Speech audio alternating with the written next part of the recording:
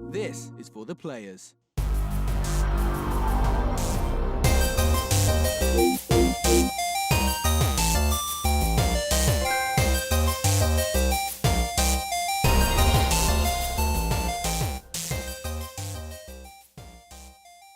I'm Ryan Betson. I'm Max Cooper. And this is For the Players, the pop culturist PlayStation podcast. Over 40 years of playing PlayStation and 5+ years in that games media combined. I'd like to thank you for joining us in this PlayStation conversation. This PlayStation conversation happens every Monday morning at 8 a.m. on podcast services, including Spotify, and 9 a.m. on those YouTubes. If you'd like to join us in future conversations, head on over to our socials, our Facebook, Discord, Instagram, Twitter. All the links are in the description below. If you want to join the conversation as it happens, head over to twitch.tv/thepopcultures where you can watch us record this show live, get in the chat and have a damn good time. One thing we'd like to do, if you'd be so kind, would be to share the conversation. Tell your friends, tell your family about this little PlayStation pod. You know, go to your pod service, give it star ratings and reviews, and what's the other thing? Click the bell. Click the bell if you want to be part of the notification squad. I want to vomit when I said that. Subscribe, that sort of crap if you like the videos. And if you want to support us financially, you can. Patreon.com/thepopculturist, as well as our merchandise store, popculturist.com/shop, where you can buy shirts and other assorted shit with our logos on it. Now, Max, I did almost go to buy you a shirt today. Oh, nice. Not today, yesterday. But then I was like, I don't know what size you are now. Yeah, it depends. Yeah. It all depends. It all changes now. It's all very different. It all depends, yeah. We're back in the studio, everybody. It's scary. And I'm really loud, so which means that my son has messed with those knobs. I'm also really loud too. I'm normally not this high. Yeah. How you been, man? We're back in the studio. Explain.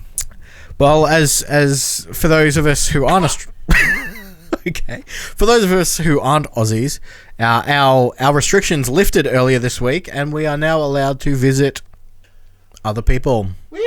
Within limits. Within limits, obviously they don't want too many people in one place, but 5 to a household, or 5 extra plus your own household. So that allows me to come here and record again. Which is great. And we're going to do our very best to remain socially distant. So we're sitting at the either side of the screen, as you can see, as close as we can on the table. And Cass is already here in the chat, and as is Justin. How are you both?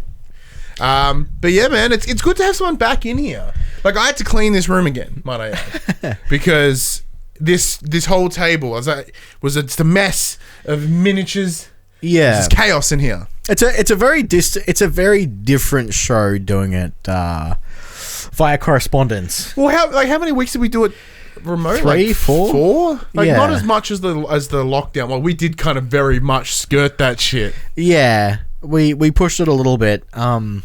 But it was interesting. It was an interesting learning curve. Yeah, and it totally worked. And the real irony, ladies and gentlemen, is, as you know, Max got abducted by aliens that one time and his lights wigged out. Hey, Sarah, how you doing? His lights wigged out. So I bought you a light to have on your desk because who knew how long we're going to be in lockdown. So he needed to have good lighting. The real irony is it arrived the day the restrictions got reduced. I'm like, well, at least he could use it for streaming or something. I mean, it's still handy to have it there. Like, if my kid's having a rough day, it means I can still stream. I can still record from home and not have to leave. Because obviously coming here adds. I mean, not much. It only adds. It's only a 30-minute round trip, but you know, it's 30 extra minutes that I could be. That's true. That's very, very true. How you been this week, dude? How's things? So this week's been crazy. So I worked last weekend because I was wrecked. So this week I have been going to bed at 6 p.m. every night and sleeping every single night. Yeah. Because obviously my kid's still teething, so she's been having a really rough time, and I've only been getting like an hour sleep when I get home from work. So I've been soldiering on with her and then sleeping every night. Rough. Yeah. Well, hasn't left me a lot of time to play much this week. No. Yeah, I'm in a very similar boat, actually. So, well, not in terms of teething child, but, it's been not a lot of gameplay this week. It's just mostly going through the motions. I almost finished all of my Marvel minis this week. I was on my last one. Then I went and bought some more. And then I started on your Dark Souls ones. So I've done... Whoever the big horn fuckers. I've got. Oh, him done. the Titanite Demon. Yeah, Titanite Demon's been done. He's looking dope. And then I'll be working on probably some more of them tonight. But yeah, I've been pretty good this week. It's not been too bad. Yeah. Oh, get less fat update because we got to keep doing that. Got to keep accountable. I'm now 14, so it's another kilo from last week. It's good. It's so good, in fact, that I was really mad this morning because I bought new pants. I was like, ooh, I'll tell you. I was a size 44 pants, right? Mm-hmm. So then I was like, all right, well, I've lost X amount of weight. I presume that means I'm like, what, a 42, right? I was played safe by 42. So I bought some new pants.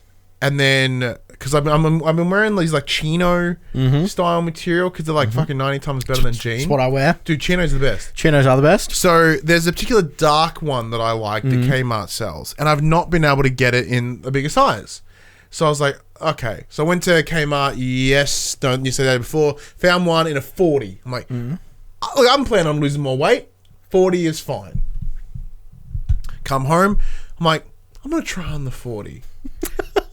They fit awesome. Nice. And then I go, oh no. What about the 3 other pants that I bought that are 42? I mean, it depends on where you bought them from because they're all different. Fuck you, pig! What a weird problem to have. I bought brand new pants. I was like, ooh. So it's interesting you should say that. So these pants that I'm wearing today, I haven't worn for months. And the drawstring too. Months. So it's a bit nice. They are drawstring now.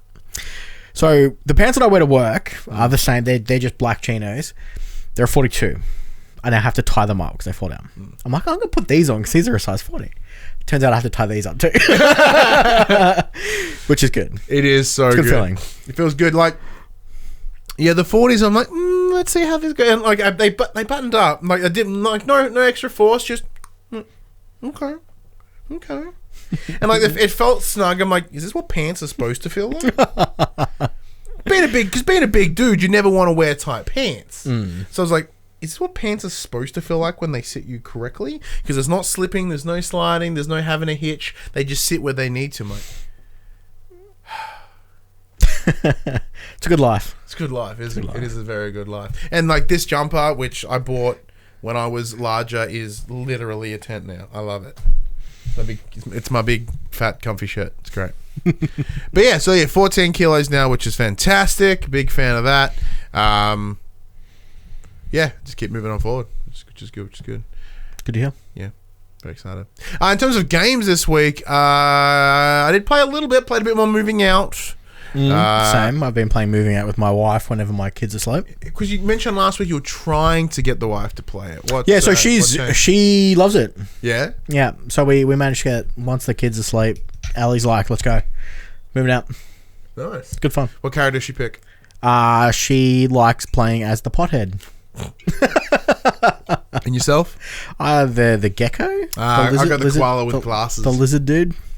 I put glasses on my koala. It's good fun. We have a pretty good system. We go for the big stuff first, and then we each do our own thing for the little items. Yep. Because it's like there's nothing worse than filling the truck up with the small crap, and then you can't fit the big stuff in. Yeah. The method that I've been doing with myself and is very similar, but it's mostly just yeet everything out of a window as close as I can to the truck, and then I move the big, and then I yeet the other stuff back. Well, because we lost our save file because we accidentally started playing on a guest account as the main account instead of my main login. When we started again, we're like, first level, don't break any windows. And my wife's like, all right, let's not break any windows. She literally turns around and jumps straight through the fucking window. Yeah, you can't help it. Like, once you start getting to and the then rhythm of the game. And then I'm like, well, we've broken one. We have to break them all now because that was the other objective. Like, let's break everything. So, but yeah, once you start getting that momentum and then you discover what is the quickest track, you have to force yourself to not jump through the windows. Which is so great. It's almost forced me into buying more controllers so I can play with 4 people. Nice. I was gonna have more than like 2 friends. It's real rough. It's a real tough pressure on me, SMG. Like, you should have put online. I have more online friends than I do real friends. Yeah, it is a real shame it doesn't have online. It's just couch co-op. Additionally to that, I've also I got credits, so number 7 for 2020. Bit of a long time between credits for the Strange Brigade. Finally finished it. Game is a ton of fun. It is very repetitive in terms of its gameplay and its system. So it is at its core a third-person puzzle wave shooter. I am. So like each area, it always comes down to there's a puzzle. You do a quick puzzle, wave of zombies, and increasing enemies, like these like minor bosses and stuff like that. But a lot of them is just you shoot at it until it falls. Okay. So it's like okay, and like sometimes there's the big creature and it's got like 3 weak spots. You're like all right. Poof. So like there's never I did a couple of difficult moments, but I never really like felt overwhelmed like except for the final boss. The final boss was great because I wasn't paying attention, and so you fight this giant crocodile creature with a god woman on top of it. It's all like it's all Egyptian themed. I'm just shooting at this guy, bringing down his health, and he just goes, "Douche!" I'm like, oh, wow, probably should have moved. I managed to finish the Borderlands 3 DLC. Oh crap! I haven't finished Borderlands 3 yet. I checked that out. So it was the love something and tentacles. Can't think of what the middle word was. It's all right. It was pretty quick. Didn't take me long. I think I bowled it over in about an hour. Yeah, Borderlands 3 never really ticked the boxes for me personally. I never got there. So I've been a massive Borderlands fan all through its life, and Borderlands 3 just didn't do it for me. Yeah, I was like addicted to Borderlands 2. Whether it's the writing, because we know there was a different set of writers on this one, it just didn't have that same feel that Borderlands 2 did or Borderlands 1 did. And I guess that's what I'm playing at. It's kind of none of the characters really grip me in certain ways, and even just like the millennial villains, like lame. Yeah. None of it really landed for me personally. No, that's totally understandable. On top of that, I dived back into, for work, because, we're streaming at work, so I bought my PS4 in for funsies. I was playing Cook Serve Delicious 2. So it's like it's this cool little kitchen-esque restaurant game where it's mostly a lot of crazy button combos to really sort of like, you create your restaurant, you work at a restaurant, and then it's like, hey, I want a burger, and you're like, cool. You put the patties down, then it's like, I want the following. You're like, L1 and triangle for cheese and square for this and that, and it's good fun. I like it because even though I have a lot of painful memories of my time at working in fast food, because I've been working fast food for like 5 years, so I have like this pain in me. But the game is really good, and I like it a lot. And there's a third one coming out this year, and I remember that they randomly emailed out like, "Hey, who's interested in Cook Serve Delicious?" I don't know when it's coming out on consoles, but PC it should be out soon. I'm like, "Yeah, man, put me down for PS4." And they're like, "Sure, we'll let you know when it comes." I'm like, I have no idea when it's coming. So at any point this year, I could just randomly be playing Cook Serve Delicious 3, which I'm excited for. But other than that, no, I don't think I played anything else. I don't think. Yeah, that's pretty much it for me too. I did dive back into GTA 5 again this morning because it's... Oh, no, I'll let you... I'm going to let you go. I'm just going to have a drink. Because it's currently free on the Epic Game Store. And then if you get it on the Epic Game Store... turn the purple lights on. Can you please reach over there and switch them lights on? I paid for the LEDs. We should probably put... There we go. Look at that. Also, now the computer won't die. That's a good point. So yeah, when you download it through the Epic Game Store, it's free for the next week. May 21st. Yep. It's only available for those who have two-factor authentication on their account. Okay, smart. They'll also provide you with a $15 voucher for anything on the Epic Game Store as long as it's above $20. So you can't get anything for free, but you can get something for quite cheap. All right, nice. But the issue I had this morning, and it took me about an hour and a half to set this crap up after I downloaded it. Once you launch the game from Epic Game Store, it says installing Rockstar Launcher. And it installs the Rockstar Launcher. Then you got to sign in on the Rockstar Launcher. It wouldn't let me sign in with my already available Rockstar account. I had to make a new one. And then apparently I'm a robot because I couldn't verify the stupid captcha. So that took me ages. And then after I did that, I launched the game and I said, "Oh, sorry, you don't own GTA 5. Would you like to buy it?" And I'm like, "Oh, I don't want to buy it. I own it." I go back to the Epic Launcher, click play again. And then it boots back over to the Rockstar Launcher and says, "Hey, do you want to link your Epic Game account to the Rockstar Launcher?" "Yes." "Would you now like to do a full system scan to see if you've got any games installed that the Rockstar Launcher can play?" "Yes." 10 minutes later, it finds it. Click launch in the Rockstar Launcher. Doesn't work. Go to the Epic Game Launcher, click launch. Works. Why? Why am I downloading a free game in one launcher to download another launcher to play it in the original launcher anyway? After it's just madness. So Madness. Isn't that one of the big complaints about PCs? The amount of launches you have to deal with. It's absolute madness. Like, because I have a copy of GTA 5 on the PC, but I bought it off like CD keys for like $12. So like mine runs like just straight through the Rockstar launcher, so I don't have an issue personally. But it does play way better on the PC sometimes. Yeah, I did the automatically detect my system's nonsense, and it's like, yeah, man, 4K. I'm like, cool, sounds good. Yeah, because mine kept doing the only problem that I have, because I'm playing when I'm playing here on the 4K telly and whatever, it kind of the cinematics do a weird aspect ratio thing that's frustrating. So I have to actually literally go into the back end settings of GTA and be like, just don't detect 21:9 or whatever it is. Just fucking do 16:9. Leave it alone. Yeah, but yeah. Oh well. Look, that is 100% a problem. Not a big problem, but it's very, very annoying. It wouldn't have been so annoying if their stupid capture system wasn't dumb. Because their capture system is the same as always. It's like, click the tiles that have the buses in them. And I'm like, okay, click, verify. Turns out you can't click, verify anymore. Because once you click those things, that part of the picture fades away and a new part pops up and there could be more stuff in there. Yeah. Since when did that happen? Well, I don't know. So, like, I've noticed this recent change in... All right, we're going to sidetrack Matt Verifies, everybody. There is a website that we can use for review codes. It's called Terminals, right? So it's mostly like indie games and stuff. But they've recently implemented this weird two-factor verify. So it's like, hey... Picture of planes, like bing, bing, bing, bing, bing, verify. Second page, you have to do it again. I'm like, what the fuck? Yeah, see, that was doing... What kind of robot is doing all this for small-ass indie games? So I was doing that, but if I clicked verify too quickly, it wouldn't reload the pictures on the first page. There were like hidden ones that... Just strict us, because you're a robot. Yeah, I'm an impatient robot. A very impatient robot. You're a robot. Everything is measured in nanoseconds. You got no time for these actual seconds. That's a nightmare. Yeah. But anyways, let's get into the section we call Inform the Players. We tell you about what happened this week in PlayStation. Now, the big thing that happened this week, Max, is a state of play. First one since December. We'll be talking about that a little bit later as we talk about Ghost of Tsushima. That's right. I thought it was racist to think that it was pronounced sushi, but no, it turns out that is in fact correct. So, we'll talk about that a little bit later. Let's kick things off with stuff that's dead in the water. So, Skull and Bones was announced at Ubisoft's E3 2017 press conference, and we've seen nothing of the game for nearly 2 years.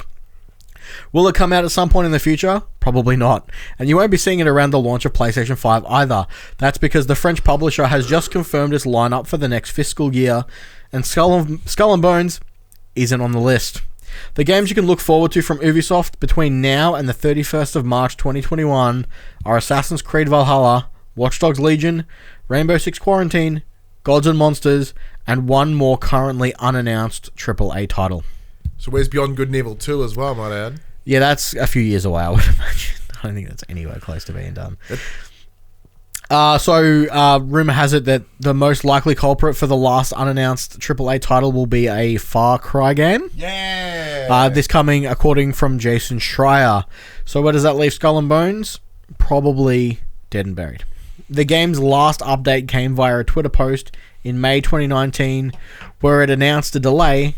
The account has remained silent ever since. Yeah, because I remember there being like, hey, this game's delayed indefinitely, and then... Okay. It's this weird line, so that just means it's not coming between now and March. Yeah. Which is alright. So, hopefully, because what the rumor mill right now is that Valhalla will be a launch window game, and then... They were saying Watch Dogs was going to be a launch window game. Yeah, Ubi's not going to have two big games. No. Like, maybe early next year, which means, Max... You've got Watch Dogs Legion on your list. Oh, dude, it's never coming out. Do we allow for early next year due to the whole COVID business? When was our first episode of the year? When did we do our list? 15th of June or January or something. If it comes out before the 15th of January, sure. So you're not willing to to bend them rules? No, if it's no. Alright, so for those who don't know, if it's a year out from when we did it, yeah. If it comes out January 1st, cool. If it comes out January 14th, cool. If it comes out January 15th, maybe. For those who don't know, we at the start of the year we did a video games draft. I stole the idea from player2.net.au, who then stole the idea, and then everyone just happened to do one in the same week. It was absolutely crazy. So yeah, on that list is Watchdog Legions for yourself, like Vampire Masquerades on there as well. Yeah, that's totally coming still this year. Apparently, which super keen for that. Which looks shit out. I'm just gonna ride my Persona 5 Royale 90 all the way to the finish line. So I was gonna get the point I'm mentioning that now is I was gonna give Max the freebie if he wanted to, like, we'll still make a new list, but if Watch Dogs 2 is supposed to come out in, like, what if we just make it to January? What if we make it the end of Jan? All right, cool. We'll make it to the end. I'll of give you Jan. some leeway. It's not fair. We'll go to because Jan. COVID's fucked all of us. I I reckon that game would have came out early if it wasn't for COVID. Maybe. Well, who knows?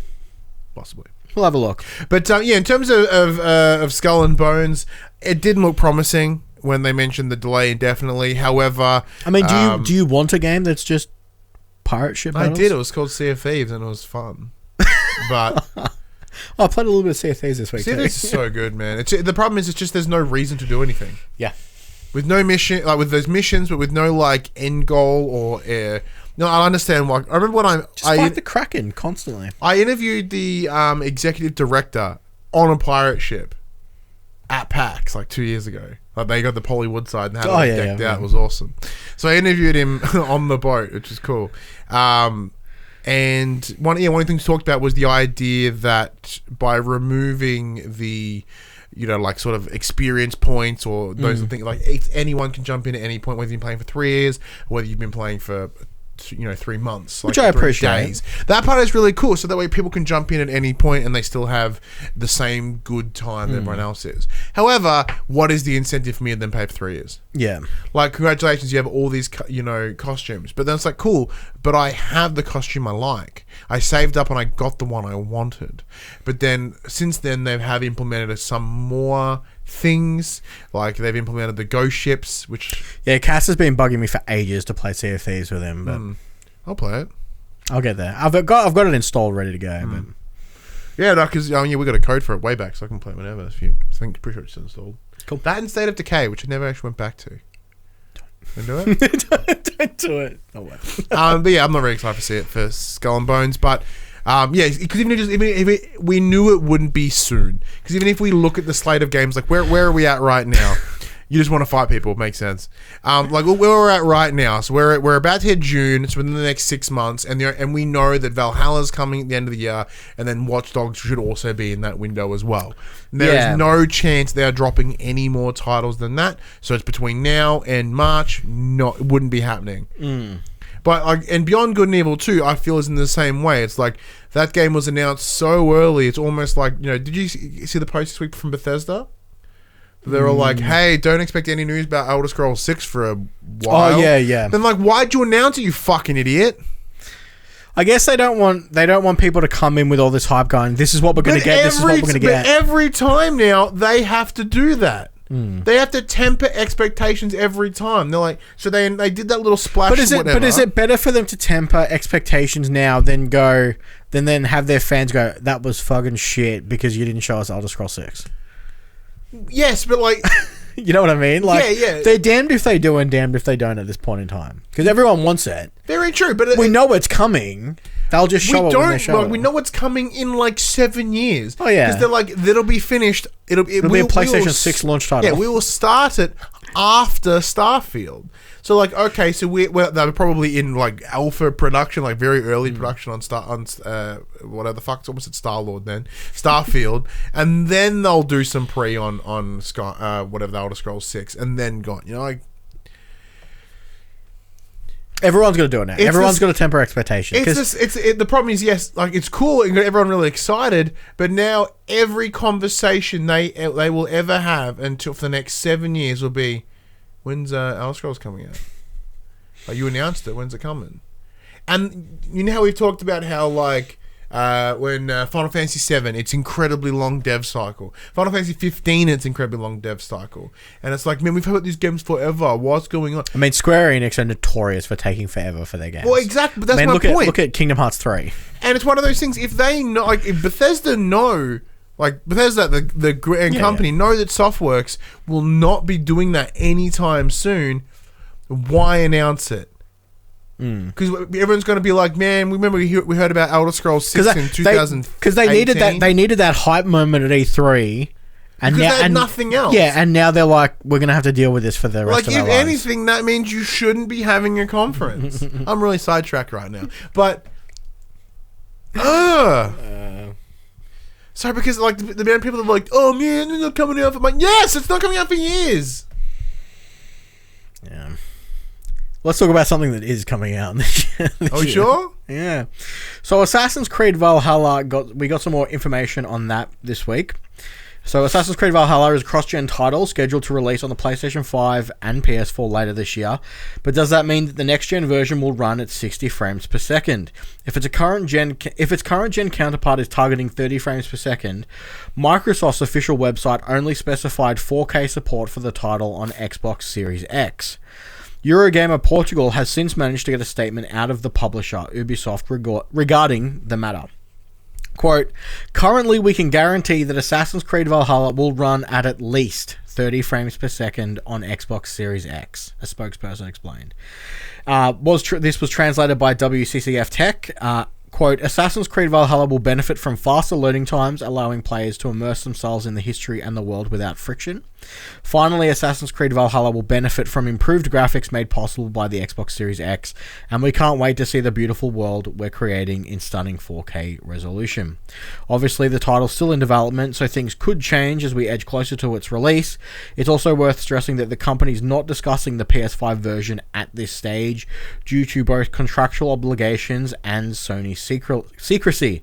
Nevertheless, it isn't recommended to be pinning your hopes on a 60 frames per second port at this stage. Ubisoft's priority isn't in it.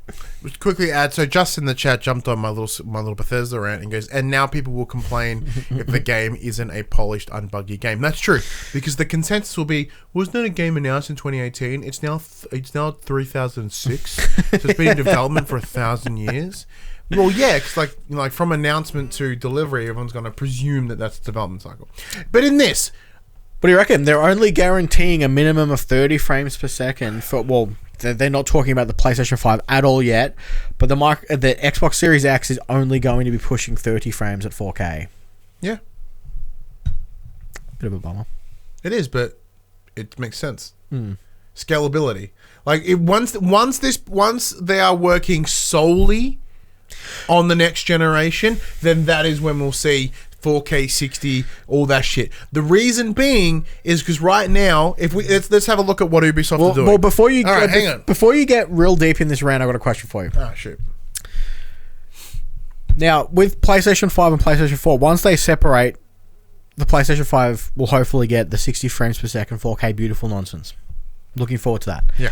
But Microsoft have very much gone out of their way to say that it's a series of consoles. What works on one must work on the rest forever. That's my thing. So right now, so for Assassin's Creed Valhalla, they aren't just making the Xbox Series X and the PS5 version. No. They are making the PS5, the PS4, the Xbox Series X, the Xbox One, the Xbox One S, and the Xbox. So that is 6 different versions of the one game, and they need to ensure that game works across all those platforms. Now, this isn't like, in theory, it should be like a PC where you can just adjust and trigger and that sort of shit. But presumably it's not that simple. If it was, then they would do it. So right now, their plan would be, let's make it work across a bunch of different things. And how can we ensure that it works great on everything? Put it all at 30. This is the problem that I have with Xbox's idea of it's all interconnected.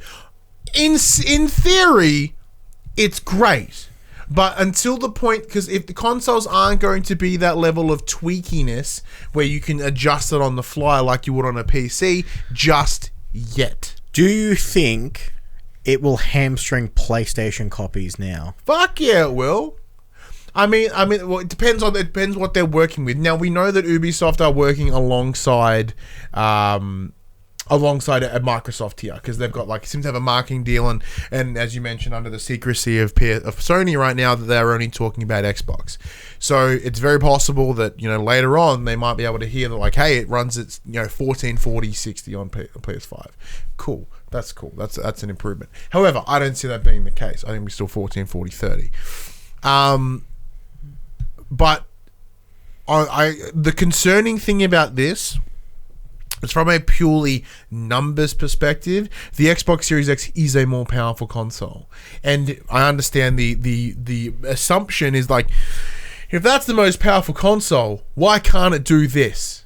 We're right on the cusp of the next generation. They have not worked with these new consoles. Now, granted, on top of that, that is under the assumption that development is how it used to be, and that each generation was different and they had to relearn how to use it, right? But we know that to not be the case, because they are kind of PCs now. Which is, good and bad. It's totally good because it's super, in theory, it should be super easy to dev for. Yeah. But I'm not surprised by this, of Valhalla only doing 30. I'm like, okay. I mean, at the end of the day, the disappointment, totally real. But I mean, as long as it's a stable 30, cool. If you're saying that it's going to run at 30, no frame drops, please. A stable 30, sure.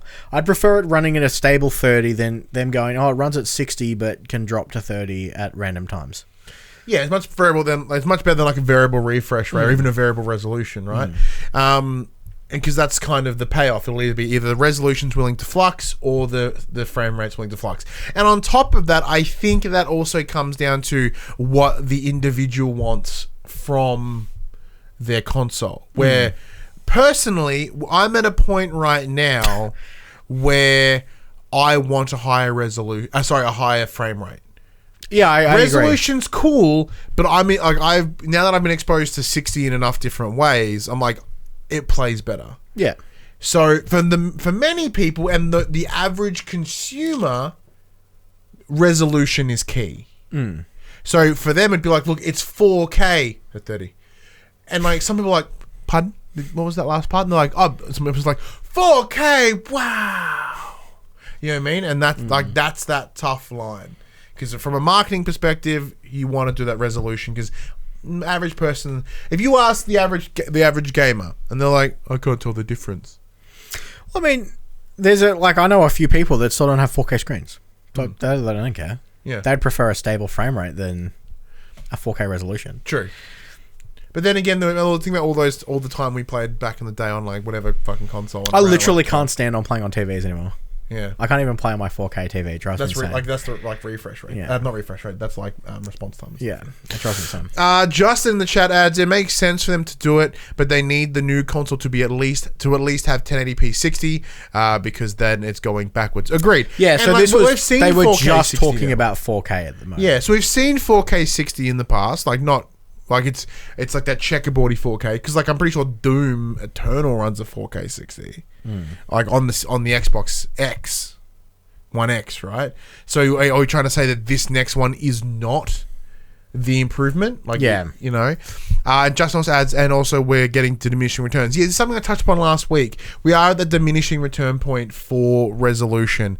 There's going to come a very because we look at all the coverage that's come out of most recently with the Inside Xbox, and and then what we'll probably see with PS5 soon. The big commentary for a lot of it is, I'm not really seeing a lot of a difference. It kind of looks the same. Yeah, because we are at that point. We have perfected the graphics. It's not going to go what we're going to see more of. We're going to see smarter AI. We're going to see better compute power. We're going to see more shit on screen. And these are things that are very difficult to show in a trailer or show in a screenshot. And that'll come in time. And Cash just says, please don't give us another Unity, which is valid. Please don't give us another Unity. So more news about a long rant. More news about Valhalla. We can customize our Viking. Sweet. So while you won't be able to sculpt the protagonist Ivor's face in Assassin's Creed Valhalla, you do have quite a lot of control over his or her appearance, at least when compared to the main characters of previous Assassin's Creed games. We already know that you'll be able to get tattoos and apply war paint to your face, but in a recent Washington Post live stream, well worth a watch if you haven't seen it. Director Ashraf Ismail confirms that you will also have the option of tweaking Ivor's hair. You'll apparently have access to a number of different hairstyles as well as beard styles, but the latter only applies if you're playing as male. Shame. Can't be a bearded lady. I want lady beards. Put all of this together and you've got the most customizable protagonist in the entirety of Assassin's Creed, which isn't much. What's more, the equipment customization system for Assassin's Creed Odyssey is also making a return in some form, meaning that you'll be able to alter the look of your weapons and armor to create eye-catching outfits, which is what the Vikings were known for. That's very true. Horned helmets that they never wore and eye-catching outfits. It's 2020, Max. Why can't I have a bearded lady in my game? I don't know. That's cool. I like that. Okay. Sure, it's not much, but, everyone likes a little bit of customization in their games. Yeah, look, it does come up. Very rarely do I like it. I kind of just find the look that I like. To be honest, most of the time I'm like, is there a randomized? Yep, randomized. No, that one doesn't look good. Randomized. Nah, randomized. Unless it's a game that I really get the benefit of, like, sculpting my own face. Like, when I play, like, MLB The Show, it's probably the only game that I meticulously make my own face. I'm pretty good at it.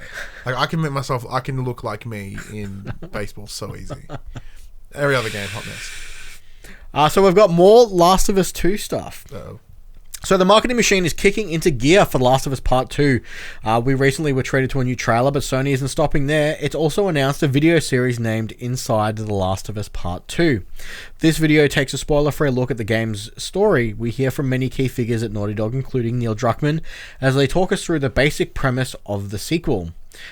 A 19-year-old Ellie is living in a peaceful set... I'll leave this. I won't go into it. No, it's fine. Quote, for The Last of Us Part 2, we're hoping to create a story that makes a commentary about the cycle of violence and how acts can beget other acts, Druckmann says. This certainly tracks with what's been said before, that this is a game about hate. The thing that Neil and the studio really cared about is honouring Ellie and Joel specifically and their journey as characters. As narrative lead Hallie Gross, what is the honest next steps that they could take? What are the truest moves that we could see them do? Over on the PlayStation blog, Sony outlines more videos in this series, promising similar spotlights on the gameplay, the details, and its world. These will come out weekly in the run-up to the game's release on the 19th of June, so there is plenty to look forward to in the near future. It's cool. The little drip teasers is probably fun, but don't read the comments. Don't do it. Yeah, stay away from the comments. Comments are... It's like someone's going to be a bumhole. But I like it for those that are interested, those that need that hype. They did a God of War one as well, didn't they? A little bit. Well, they did a big documentary for it, like about a year after it came out. It was like, Inside Kratos, I think it was. Yeah. Which I really, really enjoyed. I love that documentary so much. So this seems like a mini-series of like the making of... Yes, there's a couple... Talking to some of the developers and stuff. If you go on the YouTubes, you can find like a behind the scenes of The Last of Us. You can find a behind the scenes of Uncharted 4 and a couple other ones. So it's like super cool to do this, but for me personally, I ain't touching them. Yeah. I put some more dollars down on my pre-order this week, which is fine because like I'm still wanting it. Like even though I know we're in a very lucky position that'll probably come our way. But I still need it. I still want to support it, so I wouldn't put my monies down. But for those that are super keen and need a little bit more hype fuel, cool. Man, go check it out. I'm not going to personally, but where are you at with it right now? I'm still, funnily enough, media blackout. I haven't watched any of the gameplay trailers since the announcement trailer. I'm staying very much away. Yeah. Good stuff though. Very excited. I'm looking forward to replaying Last of Us 1 just before the... So that is your plan? You are going to do one again? Yep, going to do one again. Wait, I haven't played it since... I literally haven't played it. We have about a month. You might as well jump on it now. I haven't played the story since it first came out. Well, because this has been an ongoing discussion. Like, everyone knows that does watch the show that I attempted to complete it numerous times, and I'd get a little bit further every time, and then a new game would come out, and they go, oh, okay, whatever. And I finally got it. Like, I mean, the good thing is there is nothing coming out between now and Last of Us 2. So I've already finished it. Like, I finished it at the start of this year, so... Like, I'm in no need to run it through again. It's all very fresh in my head. So when I did get to watch that when the first couple of trailers, and I was able to get sort of all those story beats from like throwbacks. I was like, oh, like, you know, because there's a lot, and it was super raw for me. Yeah. Which I really liked. But yeah, no, Last of Us right around the corner. Ooh, I'm excited. Very excited. What's next? There may not be another Titanfall for quite some time. Huh? Last February, developer Respawn Entertainment teased that it had a new twist on Titanfall in the works with a release date of that same year. That quite clearly never happened, and it doesn't look like that project will ever actually see the light of day. In a new interview with IGN, the studio has said that, quote, there's nothing currently in development. Unfortunately, it's not welcome news for the fans of the series, especially after how well received Titanfall 2 was, one of the best campaigns for a shooter I've played in quite some time. Respawn Entertainment co-founder Vince Zampella does provide the tiniest bit of hope by following up on that quote by saying, but it's always there. However, that isn't enough to make up for a cancelled game. To be fair, the studio has gone on to make Apex Legends and the excellent Star Wars Jedi Fallen Order, which will most likely be getting a sequel. Sorry, I just got a call from a friend of mine that I've heard from in a while. Just wondering why he's giving me a buzz right now. That's all good. So, look, because I was going to say, I remember there being this little rumor mill of the Titanfall 3 would be coming out on the way in the works. So it's very interesting, like, it sort of got canned before it got announced, I guess. Is that kind of where we're at right now? And I guess, like, with Apex sort of being within that universe, that, like, I guess that's kind of filling the void. Maybe they'll just start tying more things. I mean, there were rumors for a while that they were going to be putting Titans in Apex and whatnot. Mm-hmm. But yeah, unfortunately, we won't know until they decide to announce something. Especially with Star Wars Jedi Fallen Order doing as well as it did, I would imagine that it will be getting a sequel. But yeah, Respawn are going to put their focus on that, and they might be under the pump for that. Yeah, it's very possible. Very, very possible. Pushing on. Mafia Definitive is a full remake, not just a remaster. So the Microsoft Store leaked Mafia Definitive Edition ahead of the series' teased announcement on the 19th of May. According to the game's page, it's set to launch on the 28th of August, but the release date isn't the only thing we can pull from this. The big story here is that Mafia Definitive Edition isn't just a remaster, it looks to be a full remake running on a new engine complete with brand new assets. It even has an expanded story. Several screenshots have popped up on the aforementioned store. It looks fantastic. The original Mafia was released back in 2002 on the PlayStation 2, so it's great to see that it's getting a full remake treatment. Now, this is, actually, we'll quickly respond to, so in my pants, Dave Chataway, who just rang me. So, hey, Dave, we can have a chat a little bit later, because I'd love to call you. I haven't chatted in forever. But we're calling to vent my Animal Crossing frustrations. I bought 500,000 bells worth of turnips, and then just sold them for 200k. Kill me. Dude, Turnip Exchange. Google Turnip Exchange, and you'll always find. It's just turnip.exchange. Yeah. Created by the guys over at Warp World. Yeah. Absolutely amazing. I was able to flip mine for like 500 a turnip the other day. Yeah. Now, this is interesting. Because I'm very curious on Mafia. Very curious. Because, like, I've never played 1 and 2. It's not bad. 3 was alright, initially. I remember being really hyped for 3, and then I got in there, and then it wasn't that cool. My concern is, because obviously people are going to care about 1 and 2, right? Because 3 was not all that well received. It was so not well received, in fact. 2K sent me the collector's edition one time. What? I didn't even ask for it. They just sent it to us one day. Nice. And I opened it once. There's a record in there. That's it's really good. I really enjoyed it. So it just means like it's very interesting because this only came out. I mean, it only came out semi recently. Like, yes, it's still like what 3 years ago, I guess. Yeah. But it's that weird line of. Okay, like, it is obviously this is not getting any work done on it. With Mafia 1 and Mafia 2 both being PS. Well, Mafia 2 came out on PS2. Oh, Mafia came out on PS2. Mafia 2 was PS3. So Mafia 2 would probably be PS3. Yeah, I remember seeing it on PS2, so that's interesting. But yeah, like I'm curious for that. But I do want to know how they've aged as well, because like those third-person crimey based games have really changed over time. I'm actually thinking about reaching out to 2K and see whether we can hook up a code if you're interested. Yeah, definitely. All right, I'm on it. Let's talk the Unreal 5 gameplay demo. Woo! Epic Games just showcased the first real-time gameplay footage of PlayStation 5, and it looks extraordinary. While the company's upcoming Unreal Engine 5 will naturally be compatible with multiple formats, including, of course, PlayStation 4, the firm has been really taking up the design of Sony's next-gen system.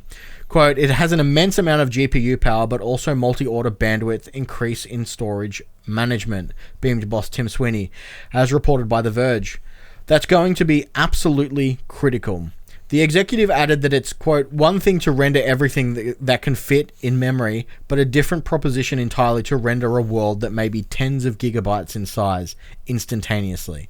Obviously, it's that oft-discussed PS5 solid-state drive that's putting in the work. Quote, we've been working super close with Sony for quite a long time on storage, Sweeney continued.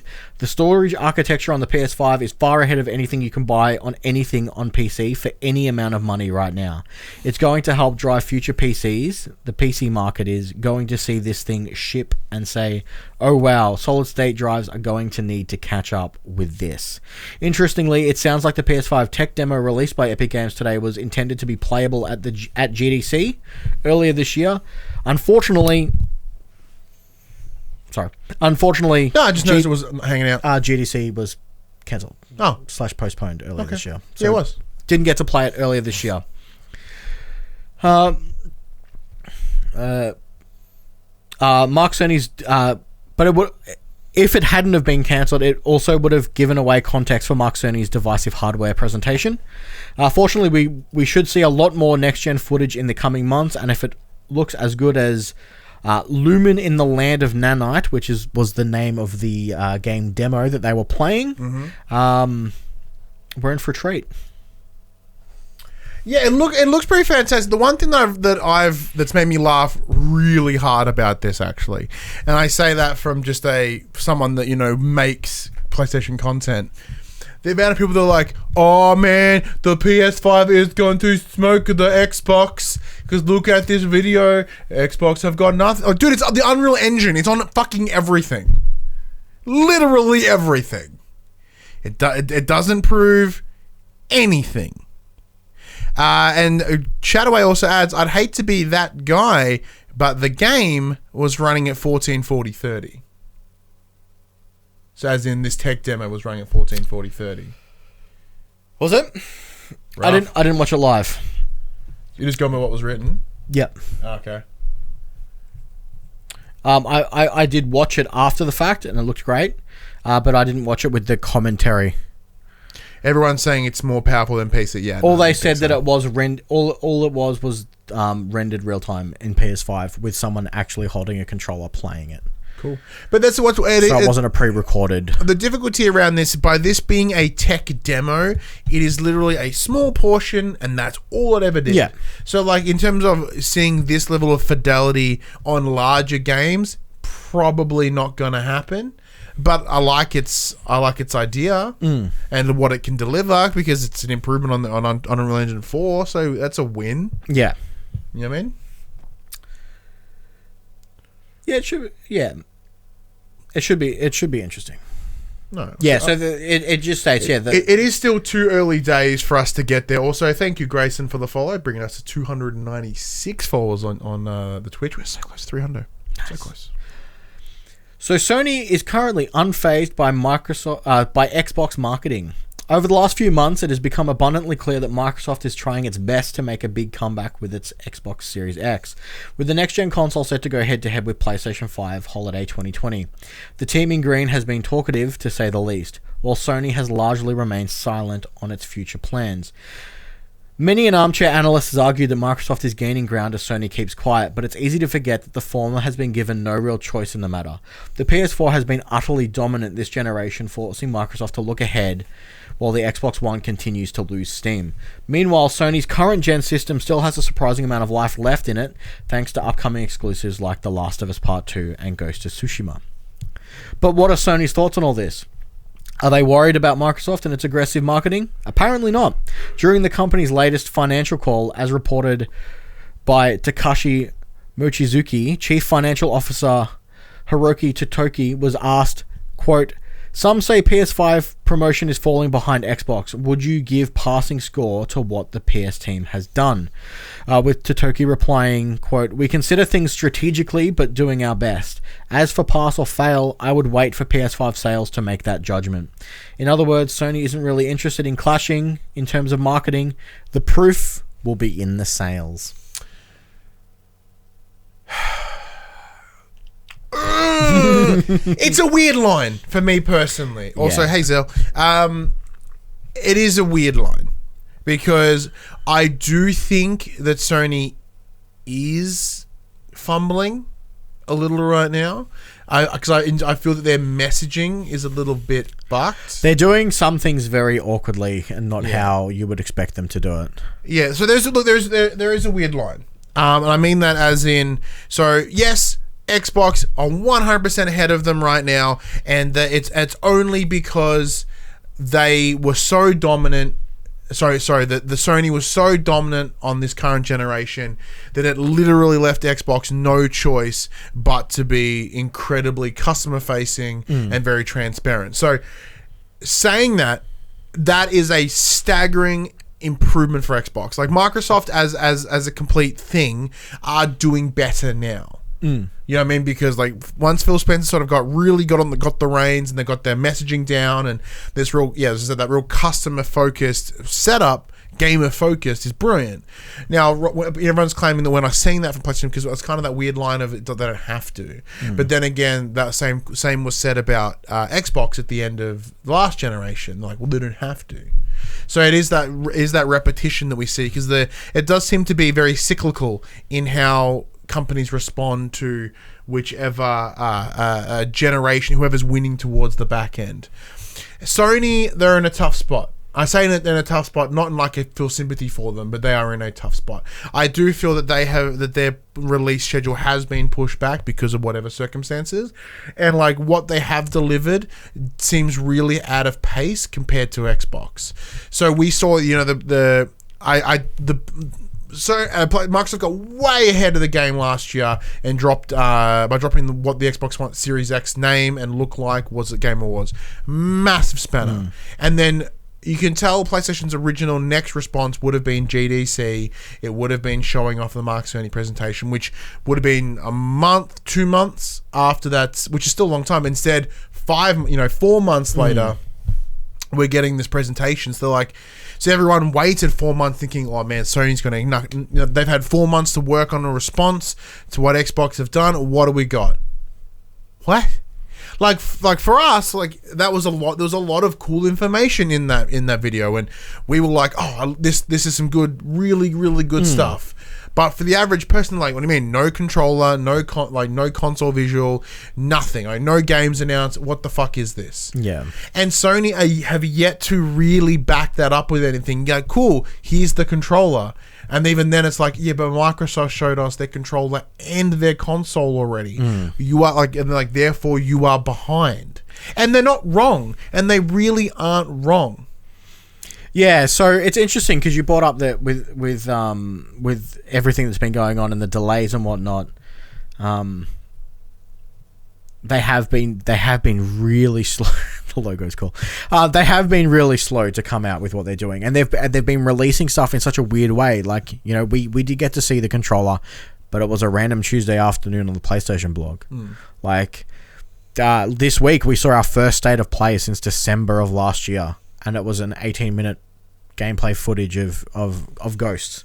See, but I also think this was originally intended earlier. They're like, because we're just shy of 2 months out from Ghost, right? Yeah. So they're like, okay, maybe the original plan was 2 months before release, we're gonna drop this state of play, and then circumstances push back. They're like, we'll keep the nature of that motion. We'll keep it as it is. Like, this is our strategy, because they mentioned strategy. This is our plan. We'll keep to those time frames. We'll just push everything back. The problem that we're going to have here, Max, is they by pushing The Last of Us back, while also pushing Ghost of Tsushima back. What they have done is they have eaten into their potential announcement time, because they can't officially announce PS5 right now when there's 2 big first-party games still to come on the current gen. The second that then PS5 gets announced and you can pre-order it, everyone's going to give less fucks about PS4 that very second. And right now, when they have such a substantial lead, they don't want to hamper any more potential sales. Yeah. Right? Because they're on track to hitting one. I've got some numbers later. You got some numbers? Yep. So like they're on track to do some fucking awesome numbers. So why would they do anything to impede that? I'm not saying it's the right decision because it's not. Like right now, they are being eaten alive by Microsoft because of this. Saying that though, Xbox Inside, shithouse. Yes. A really poor display of what next generation could be or what they should be demonstrating as we head up into the last 6 months of this generation. The PS5 release date is currently unaffected. Despite bringing the world to a complete standstill, Sony, with the global pandemic, Sony has today reiterated, this article was written 2 days ago, they reiterated that the launch of the PlayStation 5 has not been affected by the current pandemic. The Japanese giant's latest financial results for the fiscal year ending 31st of March 2020, it states that the PS5 is still on course to release this holiday season. The statement reads, quote, regarding the launch of PlayStation 5, although factors such as employees working from home and restrictions on international travel have presented some challenges in regards to part of the testing process and the qualification of production lines, development is still progressing with the launch of the console scheduled for the 2020 holiday season. At this point in time, major problems have not arisen in the game's software development pipeline for Sony's own first-party studios or its partner studios. Cool. So there was the rumor mill this week from a job that was advertised that there were the October release date. So if you want to work in the market, is the marketing job is like ready for the something essentially in short ready for the release around October. Now I understand that why the average person. But you look at that, if you're in the marketing for the department, you are not marketing up until the day of release. You are marketing a month before, 2 months before. I'm still confident this bad boy's coming out mid-November. I'm saying. So I'm not surprised that it's not changed. I do think the launch window will be more disappointing than ever. Yeah. But Sony has also revealed a new branding for its exclusive games lineup, which will launch alongside the PlayStation 5. All exclusive games will now be branded under the PlayStation Studios umbrella, which sounds rather slick. PlayStation Studios even has its own opening animation, which will play whenever you boot up a first-party release. It features glimpses of various exclusive titles, including Uncharted, Horizon, Ratchet & Clank, God of War, Last of Us, and Little Big Planet. The new branding will be used on the PlayStation 4, although it is being introduced too late for The Last of Us Part 2 and Ghost of Tsushima. It'll also feature on other platforms such as MLB The Show 21, which will launch on Nintendo Switch and Xbox Series X, as well as the PlayStation 5. Speaking with GamesIndustry.biz, executive Eric Lempel said that he hopes consumers will see the branding and associate it with, quote, quality games they've come to expect from Sony. It will appear in trailers, on box art, and more. I love it. I loved it. So the trailer itself, it does look very reminiscent of like the Marvel intro where they kind of show the key highlighted characters. So I'm pretty sure the list is like you see Ellie, but you see like Last of Us 1 Ellie, which I presume will change once The Last of Us Part 2 drops. We saw Kratos in there from 2018's God of War. I think Sackboy was there. Sackboy was there because Sackboy is one of the biggest mascots of PlayStation, although I don't see there being a new one anytime soon. He is one of the most defining characters to come out of out of the PS3 generation. Ratchet's there, and we know another Ratchet game is coming. What else was on there? That's about it, right? So it's kind of cool. So it's got the sacred symbols, which is the triangle, the circle, the X, and the square, which I always have a soft spot when I see. So I was already sold, and the cool little sweeping motion was nice. Like musically, it does sound a lot like the Avengers, which is kind of like, okay, a bit on the nose there, bro. But I like where it is. I like what it's doing. I like the rebranding to PlayStation Studios, because previously it was Sony Interactive Entertainment Presents, a Sony Sony Worldwide Studios production. So it's kind of like this weird shrinking it down. Yeah. Because, like, yes, we know it's the Sony PlayStation, but, like, Sony Interactive Entertainment or Sony Worldwide Studios, it's about time they brought it in line with PlayStation. Yeah. Because at this point, for many people, PlayStation, the name, is bigger than that of Sony, which is ironic since they make them.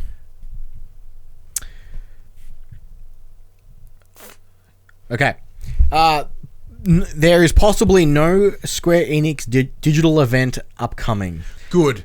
Theirs is the most boring one every year. Unlike EA and Ubisoft with EA Play 2020 and Ubisoft Forward respectively, it sounds like Square Enix will not be holding its own digital showcase to make up for the fact that there is no E3 this year. According to journalist Takashi Mochizuki, the Japanese publisher has said that preparing for such an event has become difficult because of the ongoing pandemic. As such, it plans on announcing new games individually when the time is right. Sweet.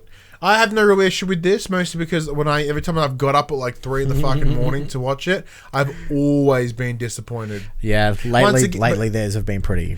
And on top of that, like, you know, Square 99% of the time release games that I don't really care for. For you, oh, I love Square games, you're a big I've fan. been pretty meh on their last few conferences. Yeah, so if they had more bets in games, then I'd be on the right. You know, that'd be what I'm looking for. But I'm not too devastated. Well, talking about Speaking of bets in games, Tony Hawk is back. Yeah, it is. Yeah. Tony Hawk's Pro Skater 1 and 2 are skating back onto PlayStation 4 for their glorious return.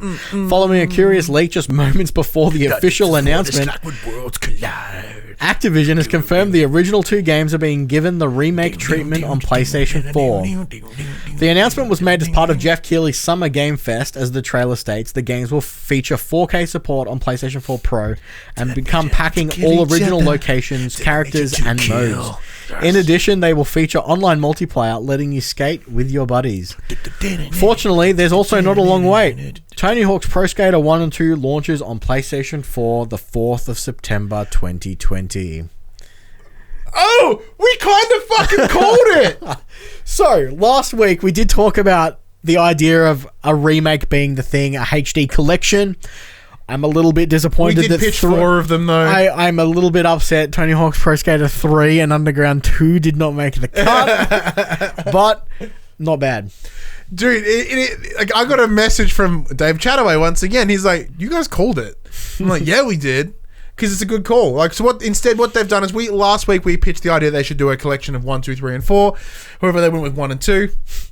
So they can sell us 3 and 4 later if this sells well. Which Tony said in a tweet. He was like, "Hey, if it does well, we'll give you 3 and 4." So this did a lot of things, right? A lot of things.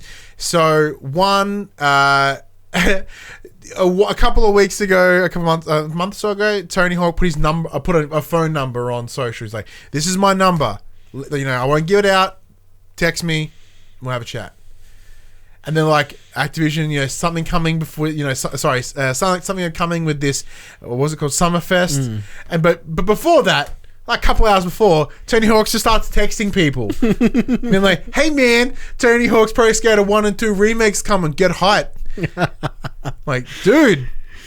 Yep. But the thing that's make this so great, so this is not just like the HD refreshes that we saw in the past. Like, they've already done a Tony Hawk HD remaster on PS3, right? Okay, cool. Fuck it, whatever. This is it. 4K. Presumably higher frame rate. Goddamn better be.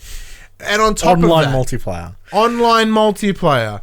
And on top of that, we are getting old skateboarders back. Remember my comment last week about no one gives a fuck about new skateboarders right now? But in that trailer, it's like, here's Tony Hawk, here's Chad Muska. Like, you could see them, and I'm like, I'm having nostalgia. You're about to kickflip me in my nostalgia. This is amazing. Like, I'm so excited just by watching all of this. And then on the back end of it, they're like including songs from like the soundtrack. So we got Papa Roach, you know, Goldfinger, like Power Man 5000, like Rage Against the Machine, all the really big songs that are coming out, like based in those games, are coming back, and like that's no cheap feat here. Like they've actually put money into this. Yeah. Like they're like, we're getting licensing, we're getting songs, we're getting you the skaters that you want, and they've actually implemented a lot of the stuff from future games into 1 and 2. Because like in the trailer, we see reverts, we see flatland tricks, we see manuals which didn't exist in number 1.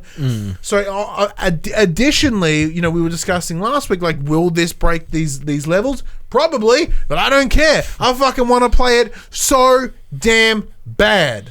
Well, at least you don't have to wait long. No, don't have to wait long at all. No. In the chat, I saw the Jack Black Zilla video. the Jack Black video. No, but he did an entire video with Tony Hawk. Cass also adds, hopefully you can play Boba Fett again. He was a hidden character in the rest. Unlikely. EA, Activision, all gaming rights are over there. And Neversoft were doing a bunch of games back then. I believe Activision also had some licensing back then. Not happening. You're not going to get Spider-Man again like we did back in the day. Not happening. Wolverine, Darth Maul. Not happening. Iron Man, they're all in it. God, I'm so fucking excited. Are you excited? Yeah, of course. Funnily enough, and there's a bit in the quick bits that relates to Tony Hawk's Pro Skater. So I'll leave that. Capcom to release multiple major games. Sounds good. Capcom has been going from strength to strength across the PlayStation 4 generation, boasting record sales with Monster Hunter World and revitalizing the Resident Evil franchise with Resident Evil 7 and Resident Evil 2 Remake.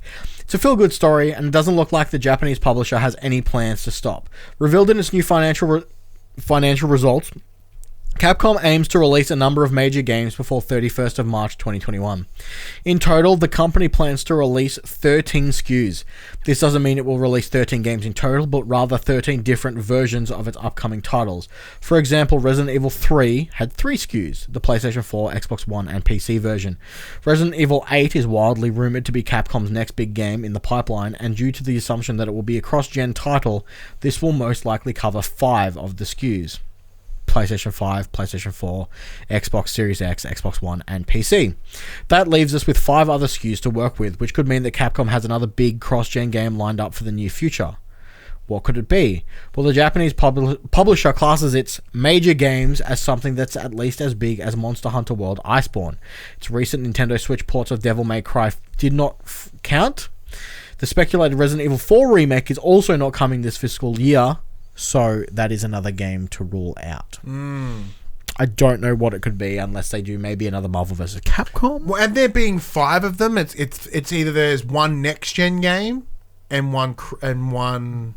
No, it can't be. No, it wouldn't. It would have to be one It would have for to everything. be 1 over 5 because it's like. Which is why I'm leaning towards like another Marvel vs. Capcom or you know, something like that. Yeah. Capcom versus SNK. Because it's got to be at least 3, so it's going to be PC, you know, that. PC and consoles. Yeah. The Like console not family. handheld. Yeah. Okay. Cool. Fun thing though, which I did notice at the time, but I didn't really put 2 and 2 together. So this week, someone actually finally pointed out, they're like, hey, you know how like Nemesis infects those people and gives them those weird head thingies? Yeah. They get from Resident Evil 4? I was like, oh, it is from Resident Evil 4. Sweet. Because obviously we haven't played, neither you or I played 3 on the PS1. Correct. So we didn't know the difference. But like when I was playing Resident Evil 3 Remake and they get infected, I'm like, man, that looks exactly like Resident Evil 4. And they did, because that's on purpose. Because they're intentionally tying it in. I think there was confirmation this week. They're like, oh, no, we're tying this into 4. So that whenever they do that, this part's not announced. But whenever they do that remake to 4, there is that connecting thread between all these remakes, which I really like. In other news, Iron Man's back. It is! The pandemic couldn't keep Tony Stark contained for too long, as Sony's attached a 3rd of July release date to PlayStation VR exclusive Marvel's Iron Man VR. The title was originally due out this week, but was pushed back due to the ongoing pandemic. The company is now confident it can achieve a successful launch.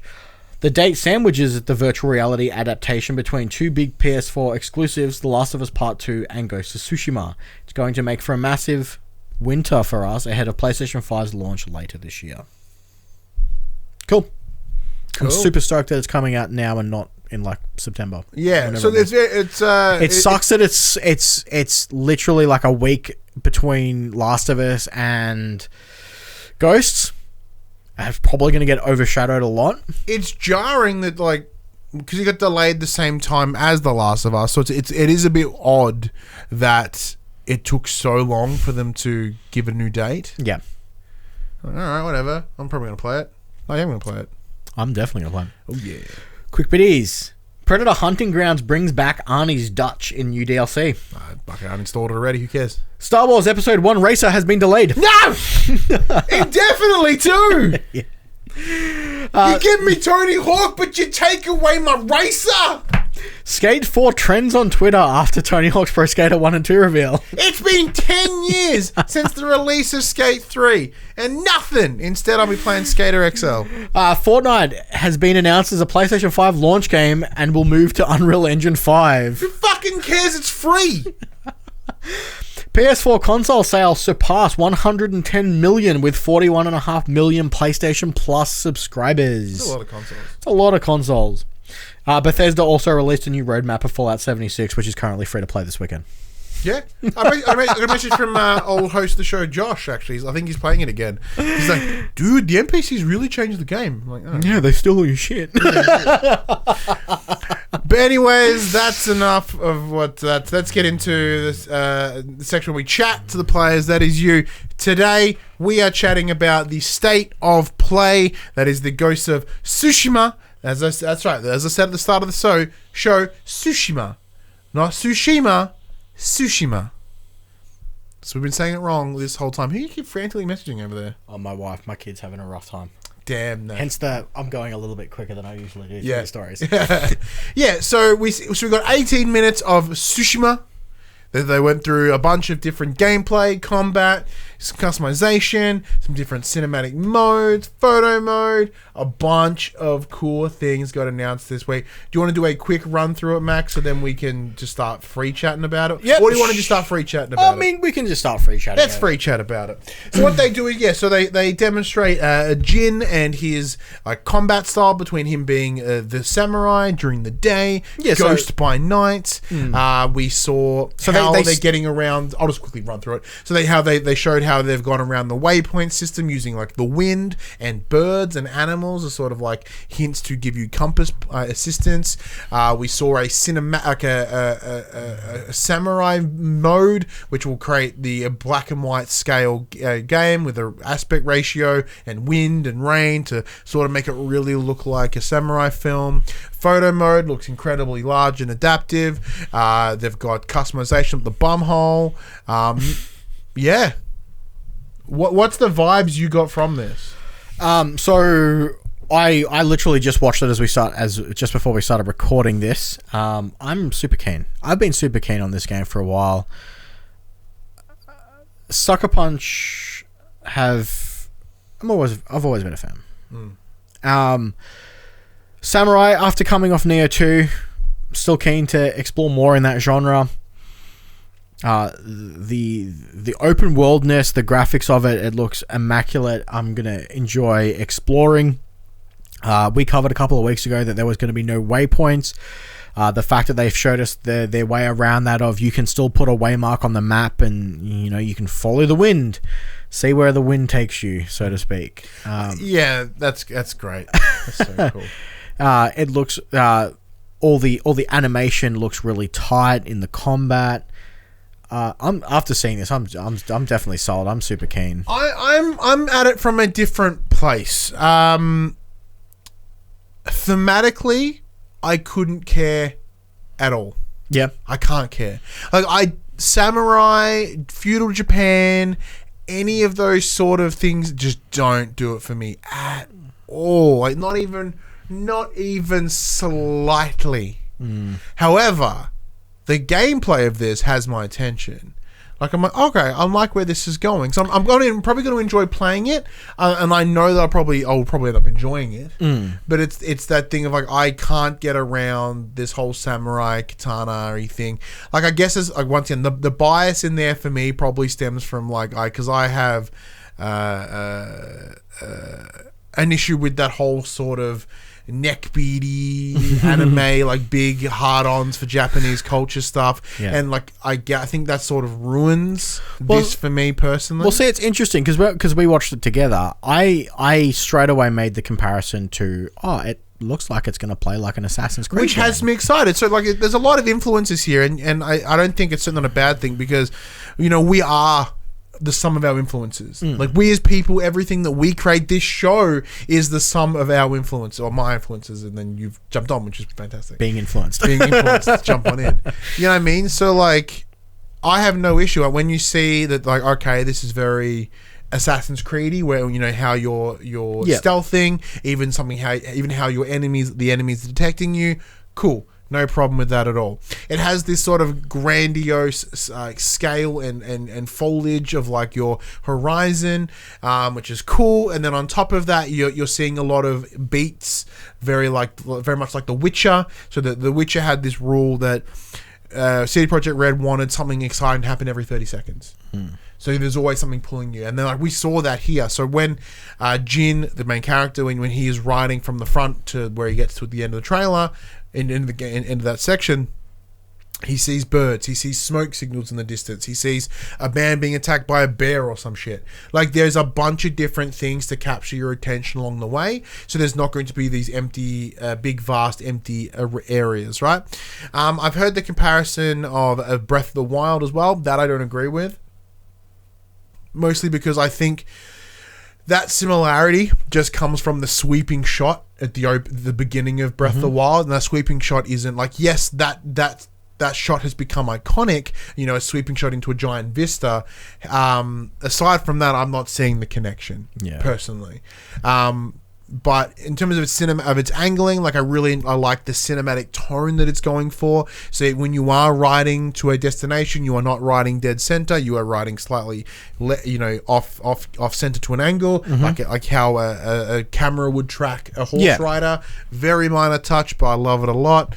The subtlety of the waypoint system, I think, is awesome. We know the idea of following birds, following the wind.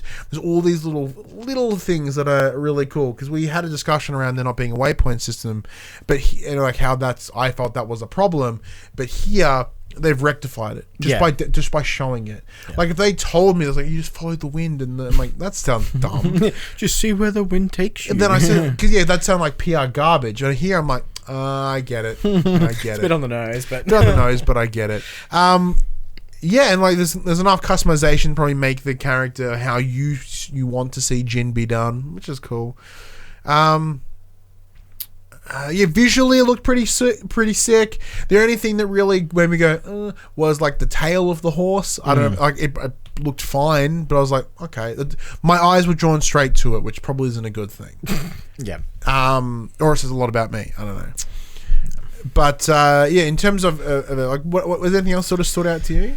Not really. You covered it all pretty well. They just went into a little bit deeper where, in the combat, it's like you don't always have to straight up face someone. You've got your firecrackers, your whistling. You can kind of work the AI to your advantage, so you can always get your sneak on if that's how you want to play. You don't have to face tackle everything. One thing I did notice in terms of the combat, which I liked, is that there's demonstration that because it's a fucking sword.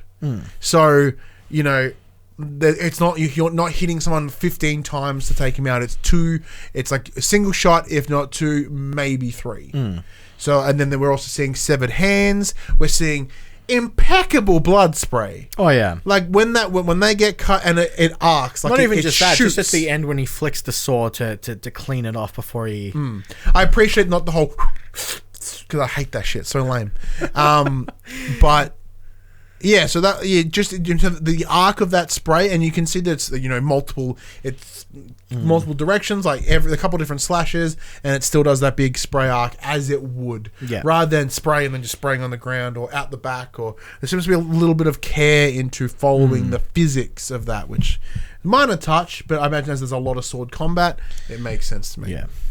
But like I said, overall, I'm pretty excited. I'm pretty interested in this game. I'm excited because I just want to play a new game. Yeah. But thematically, it doesn't land for me at all. See, thematically, it lands perfectly for me. I'm super keen.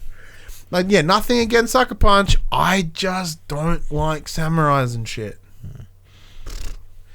Yeah, That's fair enough. Once again, I'm sure I know that that's my own bias on that culture, not Japanese culture, but like the white guy love of Japanese culture, because I do think they 100% ruin it for everybody else.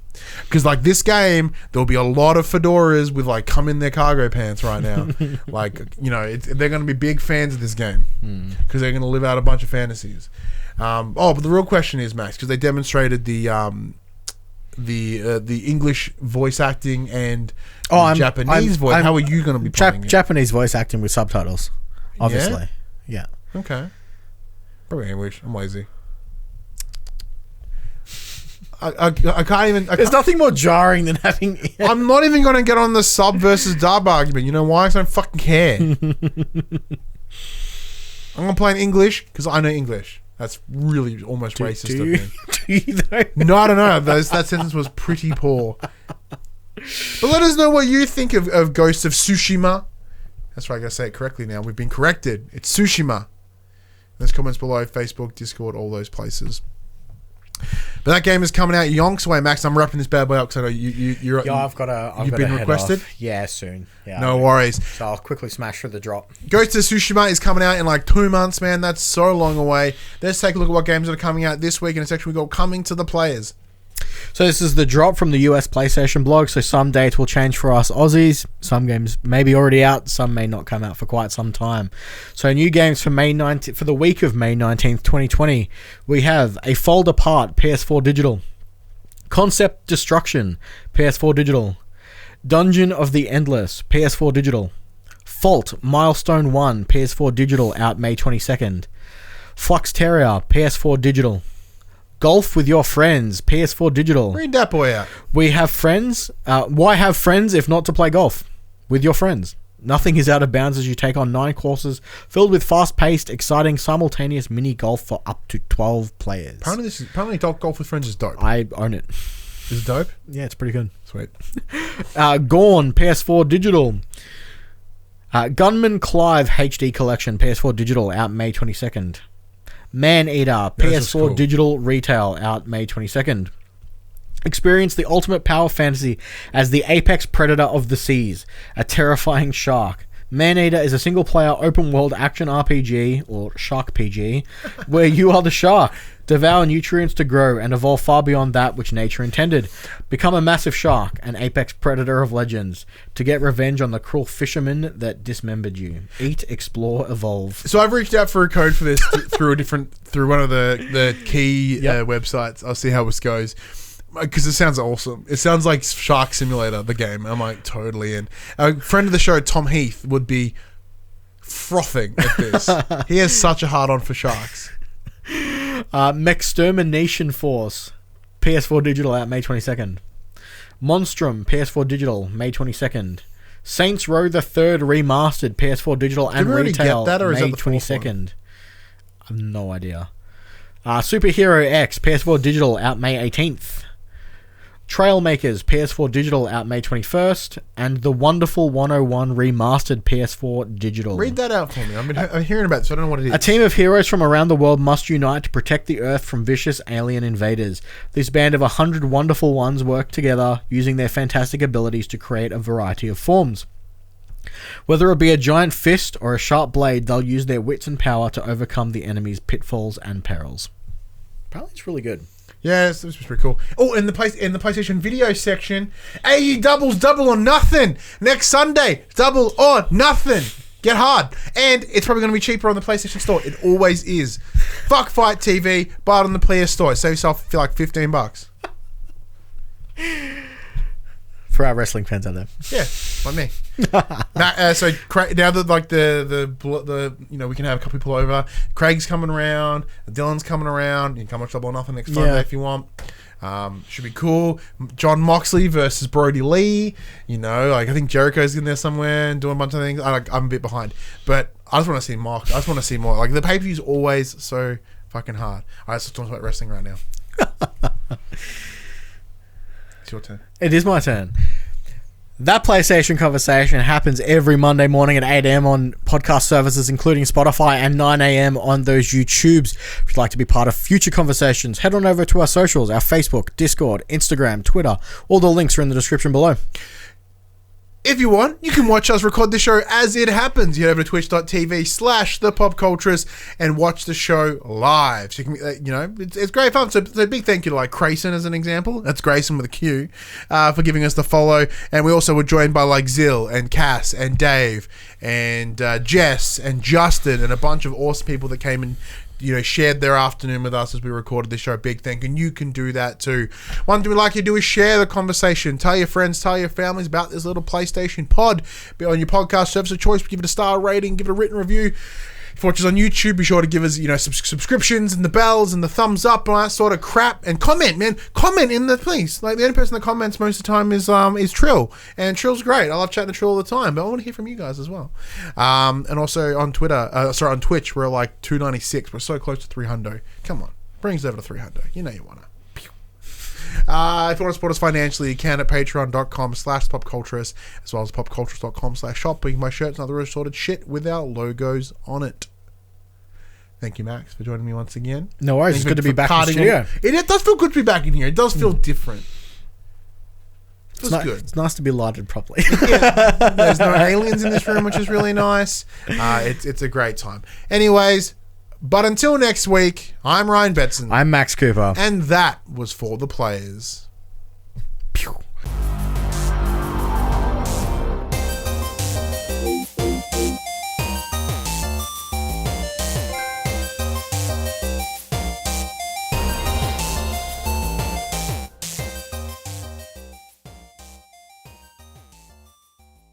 For the Players, the Pop Culturist PlayStation podcast is fan-supported at patreon.com/thepopculturist. And we'd like to thank our Patreon producers and our Patreon founders for their kindness, their support, and their generosity. Our Patreon founders: Alpha Ferret, Craig O'Flaherty, David Chataway, Jesse Stevenson, and Jacob Garner. And our Patreon producers: AJ Abatomi, Damien Holdies, Kyle Dunn, Lee Wintershoven, Nathan Massetti, Paul James, Pure Mongrel, and Sean Levitt.